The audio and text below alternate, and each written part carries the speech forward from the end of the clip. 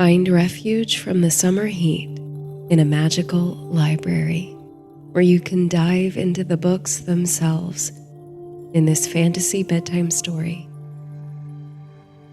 Sleep Sorcery is a folklore and fantasy-inspired sleep series. My name is Laurel, and I'll be your guide on tonight's fantastical journey. Sleep Sorcery is one part bedtime story, one part guided meditation, and one part dreamy adventure. If you're still awake as the story concludes, I'll guide you through a soothing visualization exercise for embracing the magic of summer. In this magical sleep story, you take a visit to a sunflower farm. Seeking escape from the afternoon heat, you retreat to a shady grove of trees. Soon you discover an entrance to an otherworldly library where the books have the power to transport you to their story worlds. You while away the afternoon by exploring the 100 Acre Wood, Neverland, and the farm at Green Gables. All the world is made of faith and trust and pixie dust. J.M. Barrie. As far as the eye can see, brilliant yellow sunflowers wink and cascade in a rolling breeze, green and golden on the gentle slopes. You sit on a bundle of straw in the corner of an open cart attached to the buzzing tractor, accompanied by a dozen other passengers, faces bright with eager grins. Laughter floats on the air, dancing across the buoyant fragrance of ripe strawberries and peaches. The summer sun crests through a pink morning haze, and the world lingers lazy in its embrace. You haven't done something for yourself in a while, but you had to get away for something fun and relaxing. A farm not far from home hosts pick-your-own festivals where visitors can fill baskets with hand-picked flowers and fruit. At the height of summer, their trees burst with peaches and fields wave with smiling sunflowers. The wagon slows on approach, and the driver wishes a good day to all. You climb down onto the grass, retrieve a basket of your own and a pair of shears, and venture off into the strawberry fields. You're thankful for a wispy breeze as you stroll through the rows. You watch caregivers chase after little ones, tiny faces and fingers smeared with strawberry juice. Here and there, you pluck an especially ripe-looking berry from under the shade of leaves. You resist the urge to eat them all now, knowing you'll have to pay by the pound upon exit. It's so nice, you think, to have a whole day ahead and nothing to do. No obligations, and an abundance of homegrown beauty in which to lose yourself. Soon you venture away from the strawberry fields and toward the towering rows of sunflowers. Their faces tilt toward their namesake, with golden petals ringed round dark brown heads. The leaves tickle your face as you move through the forest of flowers. You can hear the buzzing of bees floating from flower to flower at a distance. It's a pleasant drone that makes you think of golden honey in glass jars, waiting for you at the farmer's market on the property. Once, in a few paces, you stop in front of a particularly bright-blooming sunflower, extend your shears, and snip the stalk in the way the farmer showed you, depositing the cut flower in your basket.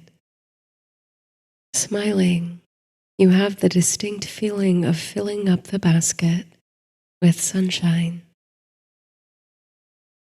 When you look closely at the flowers themselves, you're drawn in by the tiny folded florets that ring the head, dozens of fractalized flowers within flowers. It's mesmerizing. While gazing at the beauty of the sunflowers, however, a bead of sweat drips from the tip of your nose and lands upon the petals.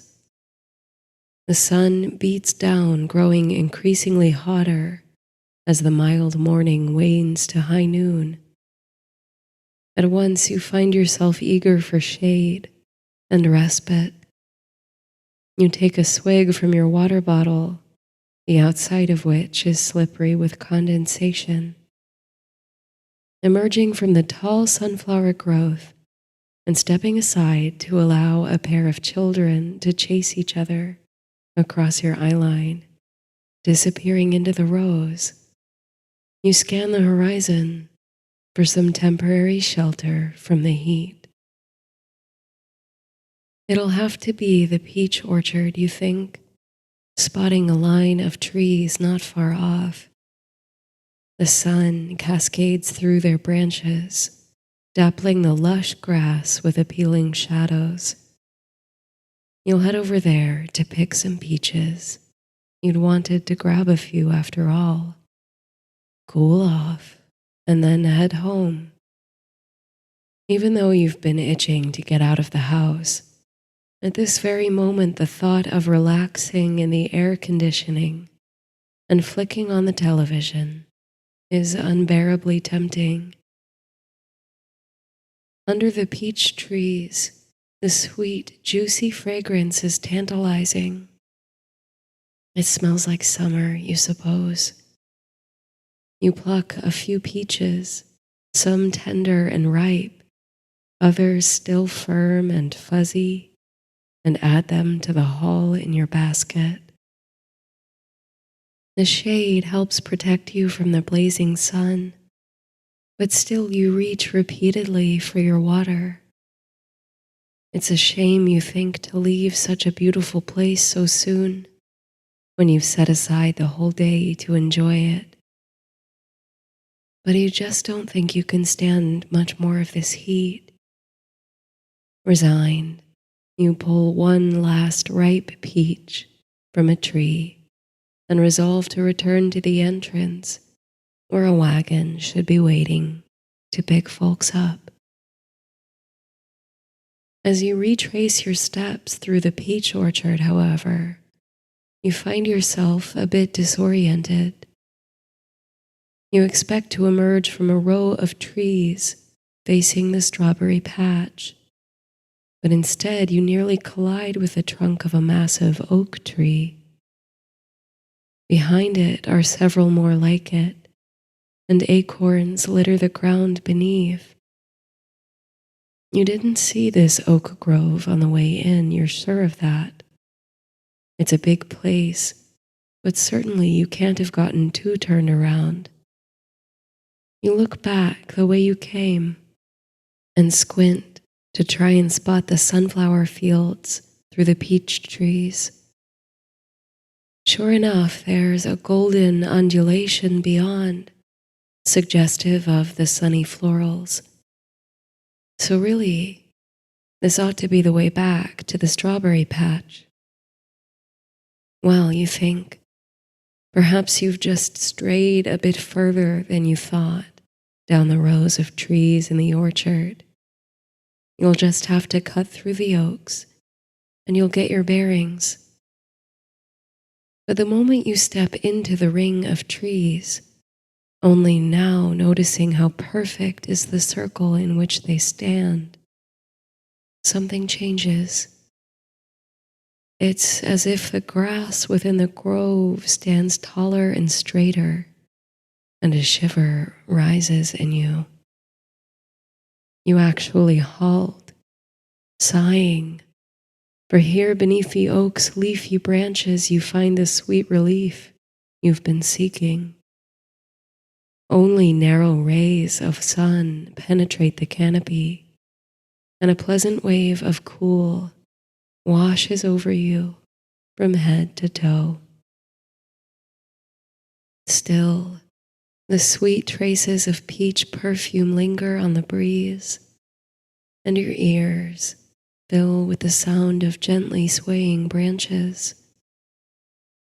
You set your basket down for a moment, rolling your shoulders and stretching your arms to the sky. Maybe a few minutes in this shady retreat will sate your thirst and re-energize you to enjoy your day at the farm. If only you'd brought a book. The tangle of roots beneath the largest of the oak trees simply invites a languid lounger to nestle there. You could spend hours in the exquisite peace of this place, reading tales of innocence and nature. Even without reading material, you move toward the tree, intent on sitting in the snug curl of roots as you recover your energy. But as you come close, you notice something you hadn't seen before. Indeed, was it there before, and you simply glazed over it? There, in the hardy, thick trunk of the monumental oak tree, is a door. A green door, rustic and painted with a shiny polish, bearing a brass knocker at the center. You catch yourself in a laugh. It looks like the kind of place a fairy or a gnome might live. It's very cute. You imagine the owners of the farm built it to amuse children running through the grounds and as a photo op for families. Are there other secret doors or follies in the landscape, you wonder? You smile to yourself as you suppress the urge to lift a hand and engage the knocker. It's in the shape of a decorative honeybee, you realize. And after a moment, it's just too tempting not to try. Maybe you laugh. A brownie or a wood elf will answer the door and grant you wishes. You reach out, clasp the burnished brass bee, and knock it against the door 3 times. Nothing happens right away. You sigh and reach down for your basket, ready to head back into the heat. But as you go, out of the corner of your eye, you catch a flash of light, a reflection, it seems, upon the brass, which flares and dissipates. And in a moment comes a creaking sound, a yawning of metal hinges long at rest. You turn sharply back to the door, which, to your surprise, is swinging inward and open. No elf or brownie comes to the door, however. Indeed, it appears to have opened of its own energy and volition, revealing only a shimmering golden void. No, not a void, a veil. It sparkles like gold dust upon the threshold and beyond. You step closer that you might see more than vague and shifting forms. Beyond the veil, there is a chamber. Not the inside of a hollow tree, but a vast and curious expanse. You can make out, past the curtain of golden light, structures, short and tall, furniture, or bookshelves. Yes, beyond the golden haze, there is, you realize, a library. Is it dehydration, you wonder? Heat stroke? Or did your innocent yearning for a book to read under the trees, a longing magnified by whatever mystic power exists here within the grove, bring this place into being? Did a magic library simply spring up from your imagination? Well, you've been desperate to take some time for yourself. What better way to do that than by means of escape into the magical? A rush of intrigue swells in your chest, and before any hesitation can swim to the surface, you bound forward toward the golden veil, across the threshold of the oak tree door, through the shimmer, and into the otherworldly library. You shut your eyes tightly as you pass through the veil, which only slightly tickles.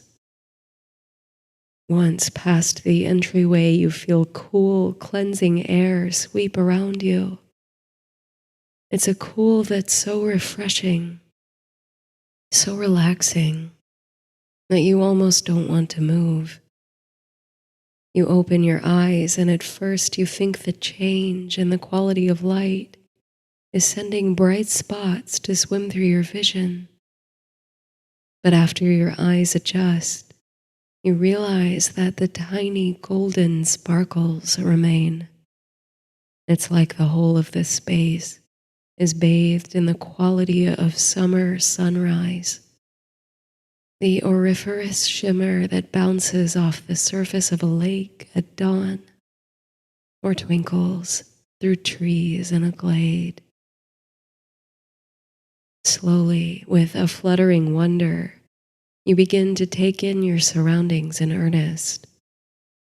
You are indeed within a library, but it's like no earthly library you've seen.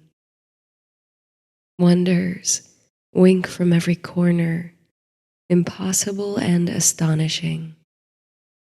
For one, the bookshelves stretch from floor to ceiling, and the ceiling is wondrous high, so high you have to crane your neck to spot it. It's made of wrought iron and peach-tinted glass, like a greenhouse ceiling, and sunlight streams through it, picking up its honey hue. The shelves are not conventional installations with straight lines and right angles. No, they curve organically against the walls with the natural grace of oak trees in a forest. They look to have grown into the space rather than being built.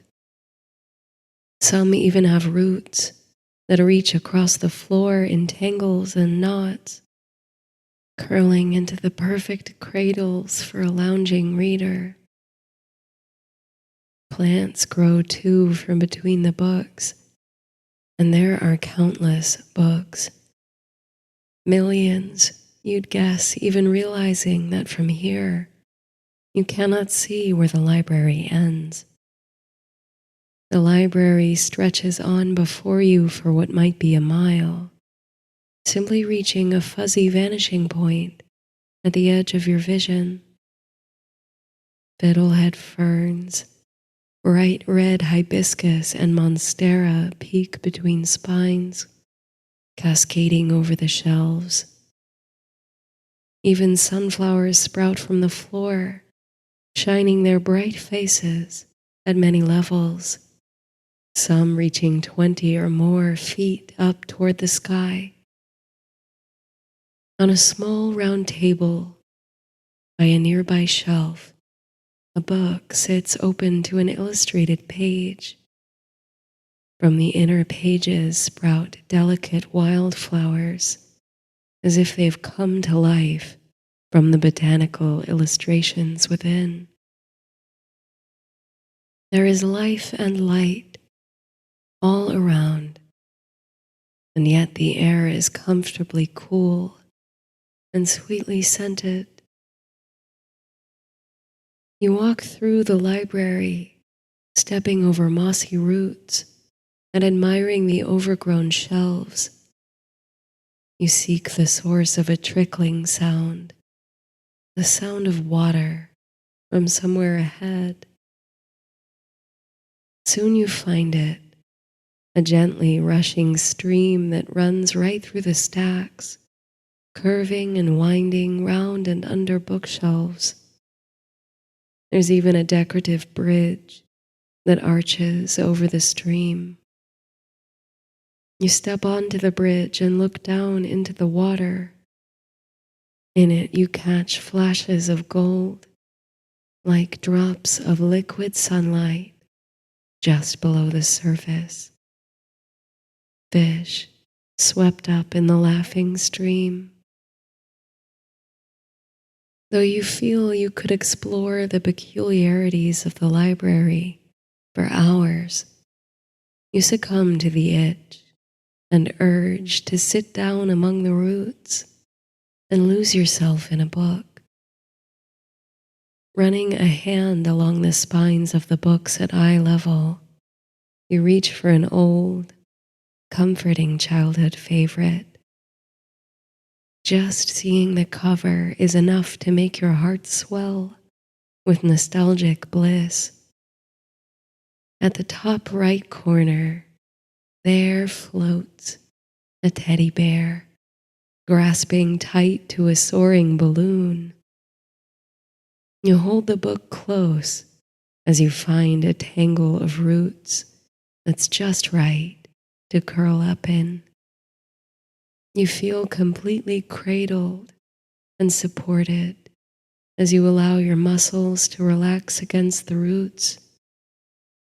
Then, cozy and content, you allow the book to fall open on your lap, and you begin to read. Before you can take in a word, however, an unusual sensation comes over you. It's as though you're tipping head over heels, tumbling toward the pages of the book.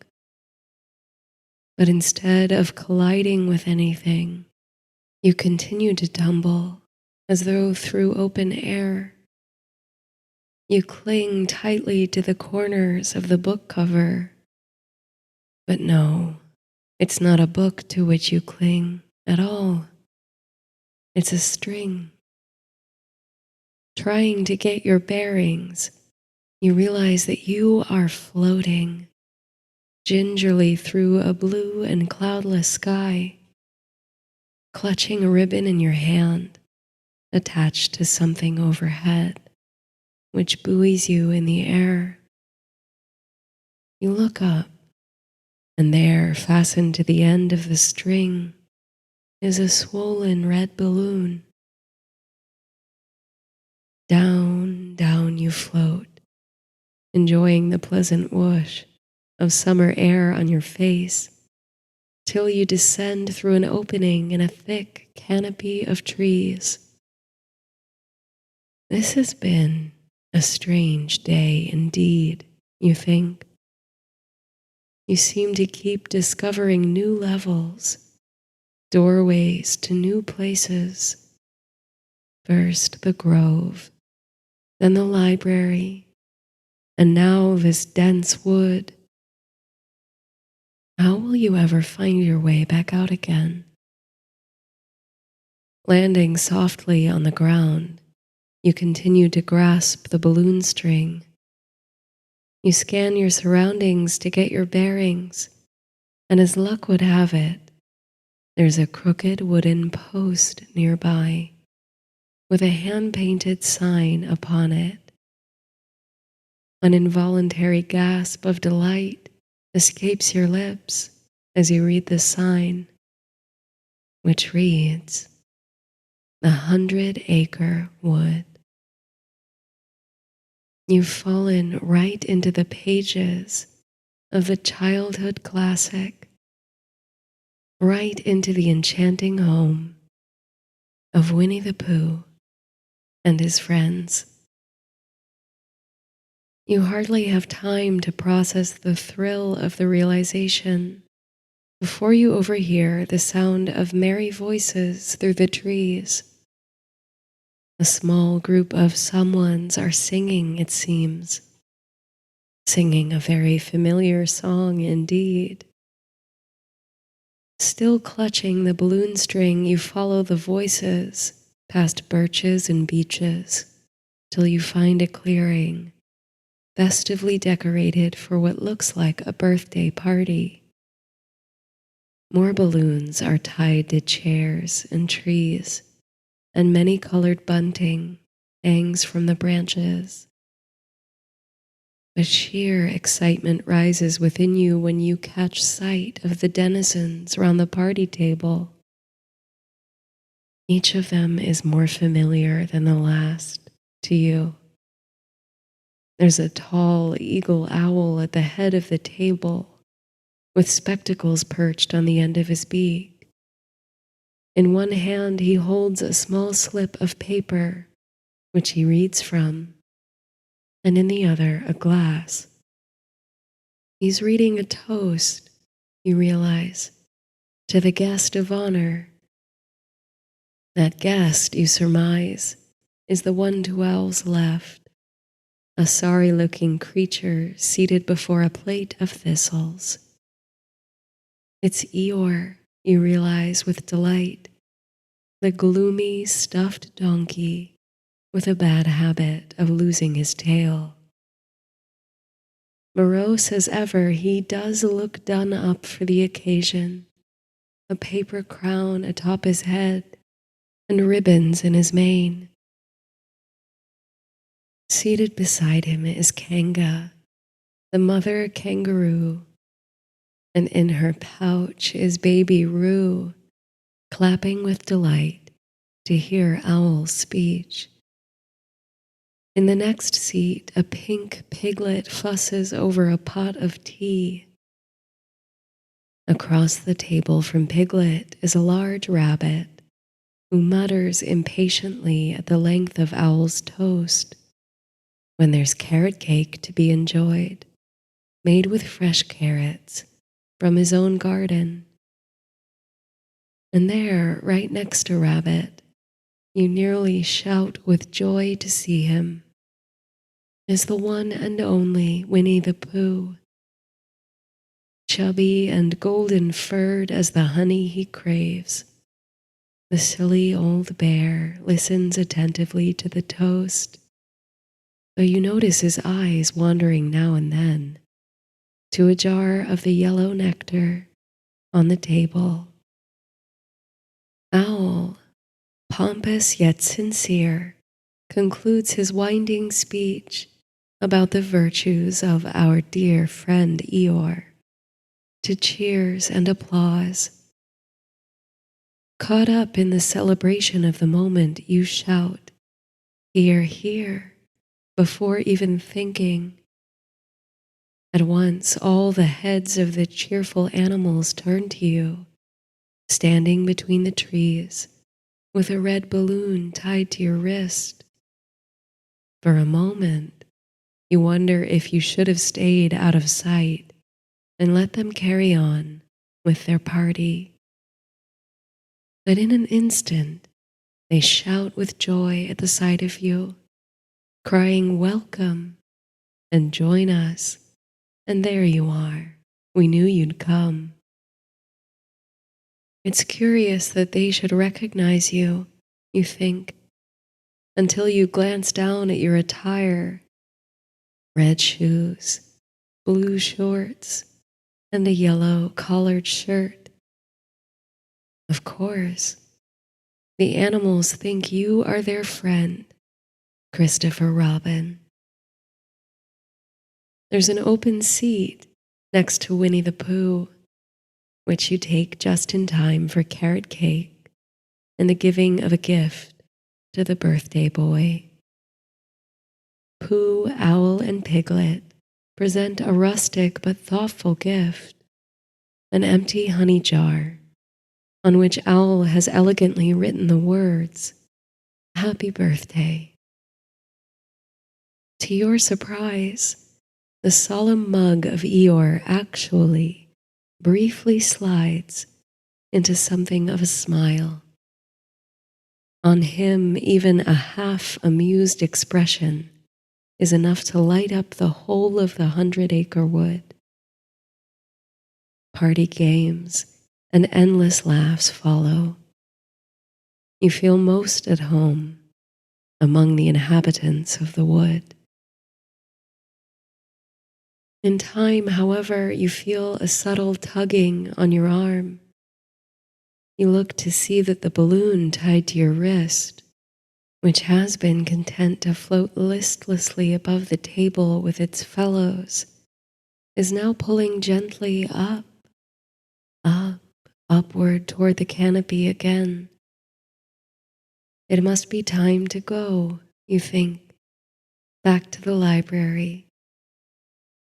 So, with a farewell to your friends and a warm hug from the fluffy, cuddly Pooh Bear, you allow yourself to be borne upward by the bright balloon. The party table and the 100-acre wood shrink from sight as you ascend through the tops of the trees and into the big blue sky. You float through the mist of a pillowy cloud, feeling its moisture on your face. And then all at once you find you're back in the library, clutching not a balloon string but the corners of the book. You're nestled not in the softness of clouds, but among tender tree roots. On the open page before you is a charming illustration of a coterie of stuffed animals seated around a festive table. You close the book, still buzzing from your brilliantly tangible experience in the 100-acre wood. You can still smell the carrot cake, still feel the warmth of your animal friends. What wondrous magic. You've always felt that reading had the power to transport you, but this was so powerfully real. You're eager to try another text, tumble into another world. Replacing Winnie the Pooh upon its shelf, you search for another text to catch your eye. Soon your eyes land on a messy pile of books atop a table. The gold thread on the cover of the book on the very top of the pile shimmers daintily, as if beckoning you. You approach, tracing the cover's illustration with your gaze. Above the letters of the title sits the image of a little boy, pan flute in his hand. He's framed by two languid mermaids, and below lies a crocodile. The rest of the cover is embellished with florals, candles, and tiny fairies. The title is Peter and Wendy, otherwise known as Peter Pan. And who could resist a visit to Neverland on a day like today? Back you go to the tangle of roots in which you can sit so comfortably, excited to jump in. Opening the book, you immediately succumb to the tumbling sensation, falling and floating gently through mist and clouds and typesettings. With a bounce, you land on a soft, downy surface, a bed in a nursery, it seems. There's a light breeze in the room, as from an open window. You look toward the light spill of evening, intent on shutting any open window to keep out the cold, when you regard a peculiar sight. There, in silhouette upon the windowsill, is the figure of a young boy, hands poised on his hips. The moon peeks out from behind the clouds, and suddenly his face is all lit up, impish and smiling, an eternally youthful glimmer in his eye. His hair is windswept and his ears sharply pointed. He is Peter Pan, the boy who wouldn't grow up. Before you can catch your breath, the boy holds out a moonlit hand to you. You grasp it firmly, and with a wink and a wish, you and Peter take flight. Out you soar over London under a milky moon. You round Big Ben and fly over the Thames, second to the right, and straight on till morning. Together with the laughing sprite, you fly to the distant island of lost boys, pirates, and fairies, together bouncing on billowing pixie dust, to Neverland. As you reach the glittering isle, a creamsicle dawn is just breaking over the horizon and the waves. All is bathed in ochre and pink. At last you come to land on the shores of a sparkling lagoon with waterfalls that cascade most melodically. Resting atop a rock, Peter pulls out a panpipe and plays a merry tune. You dip your feet in the crystal clear waters and admire the lush, tropical plants and ferns that cling to the rocks all around. Then your eye lands on a flash of movement from across the lagoon, the flipping of a fin or a tail from beneath the water. There's something moving below the surface, but you're not sure what. You pull your feet up from the water to be safe. Not moments later, however, the mysterious mover emerges from the water, breaking the surface with a crash and a splash. To your surprise, there rises the head of a girl, laughing and flipping her long, wavy hair. She grasps a knot in the rock near you and hoists herself to sit upon it, gazing admiringly at Peter. But she's no ordinary girl, you realize, as she climbs from the lagoon. She has the tail of a fish, with scales iridescent and aquamarine. A live mermaid right before your eyes. Soon many more emerge from the water, smiling and giggling and singing along with Peter's tune on the pipe. Combing their hair and bathing in waterfalls, the lagoon is simply alive with mermaids. It's not long before you're coaxed into the water, which is cool and refreshing. You're a long way from the unpleasant heat of the farm. You splash and play in the shallows of the water, enjoying the music and company. But eventually Peter's playing stops, and you hear him conversing with someone atop the rock. You look up to see him in something of a debate with a tiny sparkle of light. This must be his fairy friend, Tinker Bell. Oh, come on, Tink, you hear Peter say. It's a beautiful day. Come enjoy. Presently, the whisper of light tumbles toward you. You submerge yourself at once to hide. Opening your eyes, under the water you can see scores of fish darting in and out of bright coral. Seaweed sways under shafts of white light. You bob back to the surface, coming up for air and hoping you've managed to escape the wrath of the pixie. But there, right before your eyes, so close in fact that you see her in double vision, is the aggrieved Tinkerbell.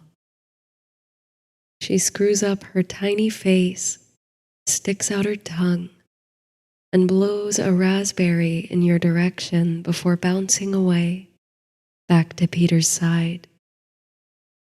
You stifle a laugh, but the mermaids don't hold back on their amusement.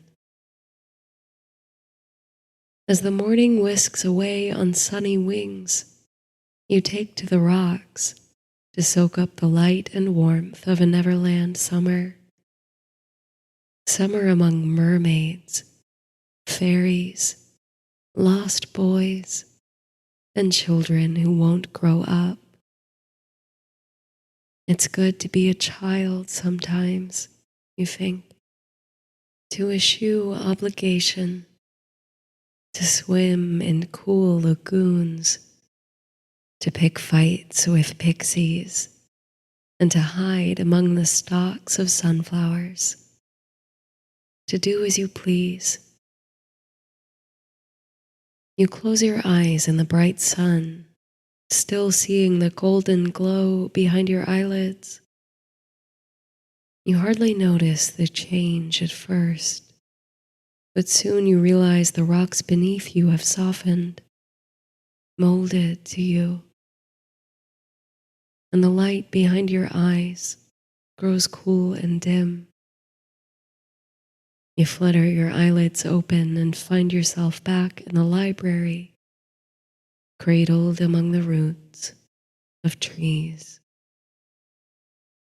What a pleasant escape, you think, and good you got back before there was any talk of pirates or crocodiles. Just one more book then, you decide. One more adventure into the pages of magic and wonder. One more getaway to the lands of childhood fantasy. You step across roots and over rivulets to find one last book that calls to you. When you see it, your eyes light up. A worn green cover embossed with the profile of a young woman. Not just any young woman. Anne is her name, spelled with an E. Anne of Green Gables. As you clutch the book, intending to return to your nest of roots, your eyes fall upon an even more tempting spot. Between two shelves, upon and through which grow abundant marigolds, roses, and coneflowers, there is strung a cloth hammock. You stride over to the hammock and climb inside, gently swaying to stillness. There's a plush pillow on which to rest your head. Were it not for your excitement to visit Green Gables, you could easily fall asleep here and dream rose-scented dreams. You open the book. Within moments, the tumbling sensation comes over you again, and with a rush and a whoosh as if through a windy tunnel, you fall head over heels into a new space. A bumpy movement continues even as you find yourself seated You're riding in a carriage drawn by a handsome sorrel mare through a dizzyingly picturesque countryside. Trees whiz by, birch and chestnut, a lovely tree all fringed with white, like a misty veil, reminding you of a blushing bride. Oh, so many lovely cherry trees, wild and wonderful with cloud-like blossoms. How you might like to snuggle into those blooms yourself and sleep, all bathed in moonlight. The landscape sets your mind to all sorts of fantasies and daydreams with its whimsical beauty. You don't think you've ever seen a place so naturally awe-inspiring in all your life. But no sooner has this thought crossed your mind than a new wonder springs up on the horizon. As the buggy drives over the crest of a hill, into view comes a pond, serpentine and glittering in the sun, spanned by a bridge and bordered by amber hills of sand. And its coruscating surface, played upon by light and shadow, are 100 different hues, shifting in and over each other, by turns rosy and ethereal green, with hints and flutters of colors you know no name for, shining and shimmering like a diamond. You turn to the buggy's driver, a well-dressed, middle-aged man who must be Matthew Cuthbert of the farm at Green Gables, and ask him about the glorious body of water. He informs you that it's called Barry's Pond, after the gentleman who lives in the house on the other side. But you decide that it's no name fit for such heavenly natural grace, and you give it a new name, the Lake of Shining Waters. You ride on through the sublime landscape till the sun begins to set behind the hills. All the country is bathed in mellow twilight, and cresting another hill, at last you come within view of Green Gables. Shining like a beacon over the farmstead is one bright star, a guiding light home. The farmstead, white with its eponymous green accents, overlooks lush green grass and clover slopes, and is surrounded by the same blushing cherry trees and poplars from the journey. The sweet lulling fragrance of lilac travels on an evening breeze. Over the swell of cricket song, you can even hear the distant thunder of waves, of sea.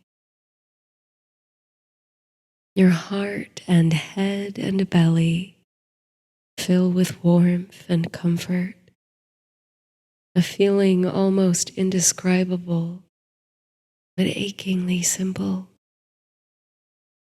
the feeling of coming home to a place, to a time, to yourself.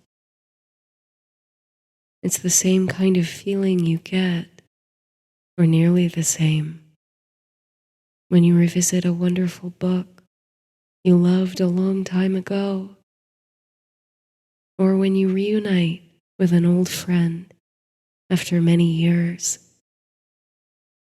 or rediscover a cherished hobby,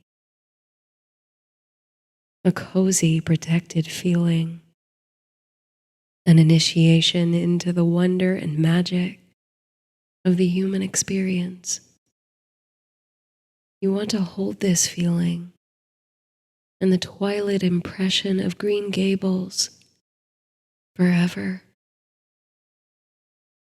But like the shifting surface of the lake of shining waters, you know that nothing lasts forever, save memory and love. So bathed in night fragrance and beguiled by visions of natural majesty, you close your eyes and find yourself back in the library. You hold tightly to the book for a little while, as if embracing a dear companion. Briefly, you contemplate taking this book home with you, borrowing it as you would from an ordinary library, if only to savor sweet moments in Green Gables when you need a lift.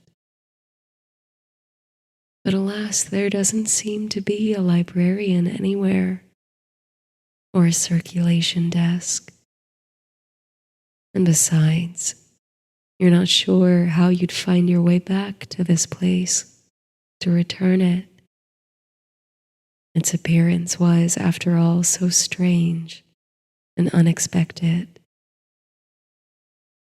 No, you think, this isn't the kind of library where one can simply check out books for return at a later date.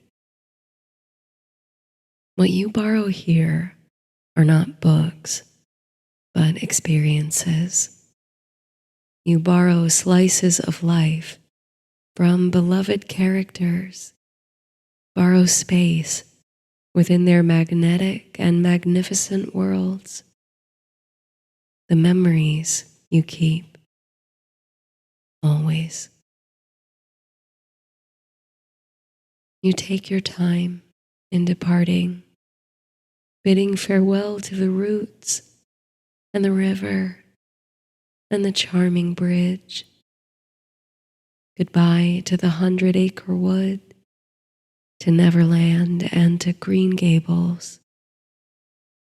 Goodbye to the magic of these transportive books, if only for now. With a last look back at this sparkling palace of letters, you slip back through the doorway and into the grove of trees. You retrieve your basket of fresh flowers and fruits, then retrace your steps through the peach orchard and the strawberry patch.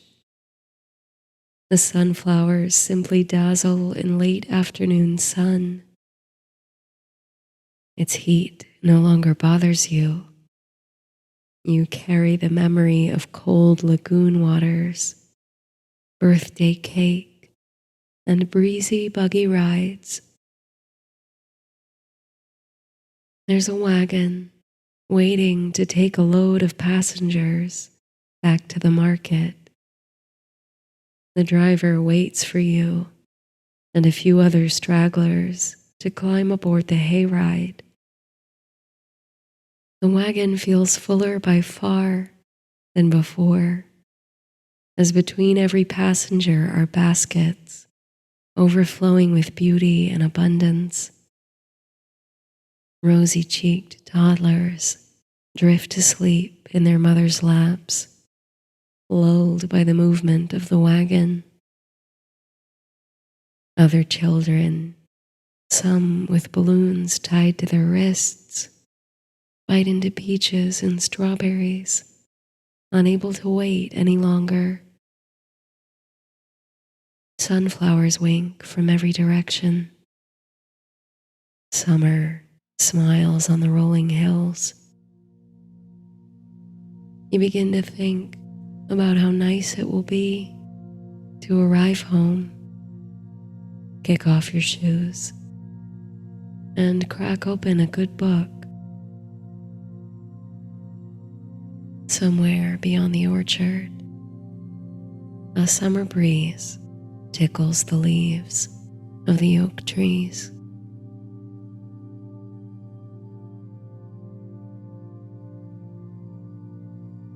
Slow down and soften. Let your breath be deep and natural, rising and falling like the sun rises and sets over the earth on lengthy days and cool, breezy nights, bringing heat and nourishment to all that live beneath it, warming the waters in which we swim, lighting up the moon in whose light we dream. As you wind down for sleep tonight,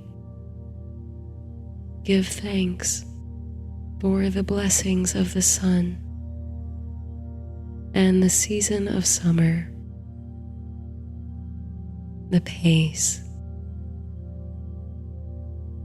As you breathe, imagine your body filling up from head to toe with warm, white light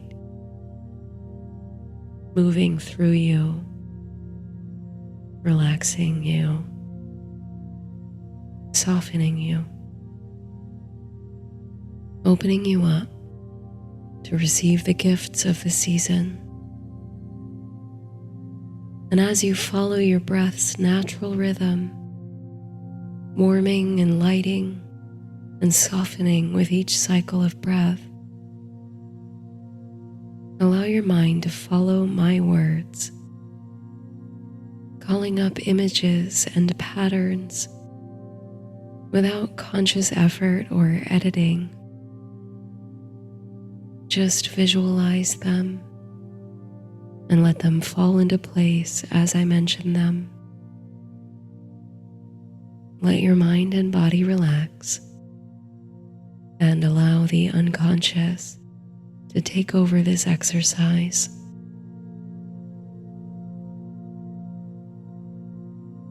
Ocean waves, gulls floating on the wind, sandy beaches,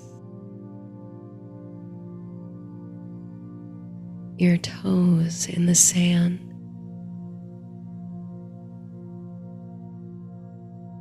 salt water, seashells, bonfire on the beach, salt spray air, the sea after the storm, freshly cut grass, dew clinging to the grass, the first glisten of morning sun on the dew, prisms of light through morning mist,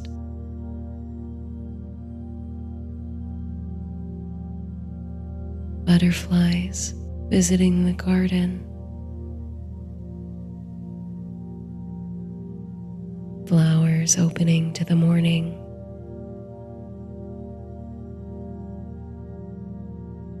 honeysuckle vine,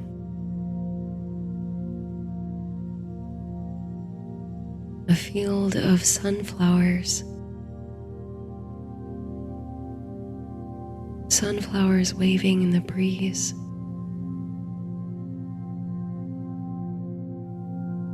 a field of lavender, purple sunset on lavender fields,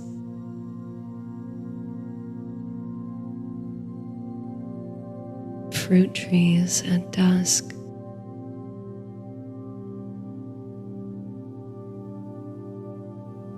dense woods at twilight,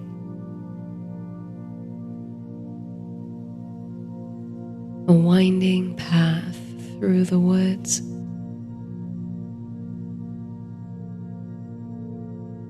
Fireflies between the trees.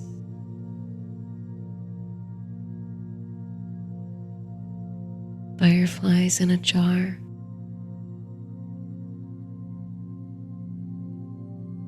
Wind through the trees.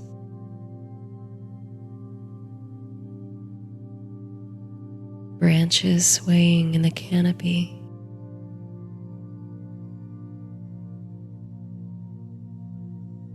A blanket of bluebells on the forest floor.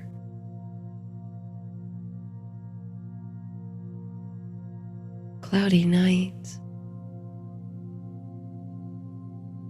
Storms in the distance. Electric night air.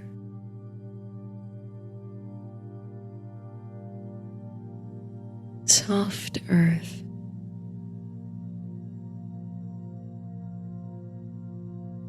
Childhood. Ripe fruit. Gathering. Vegetable garden.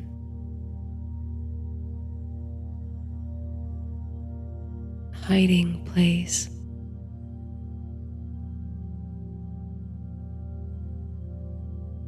Flushed cheeks. Cool stream.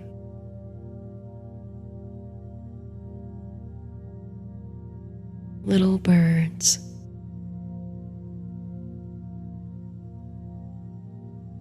Flowering trees.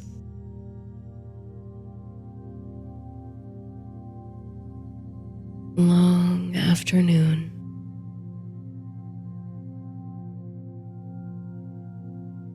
Lazy shade.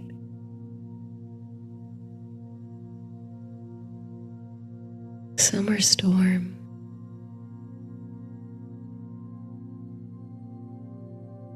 Rabbit hole.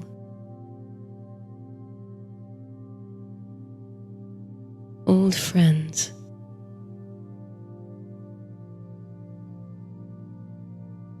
Whispers.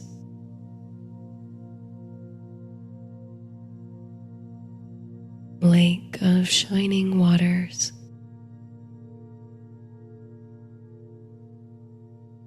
Summer moon.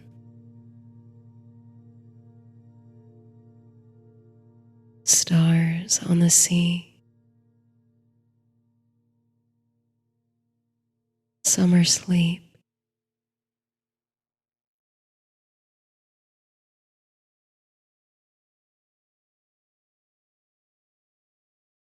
Good night.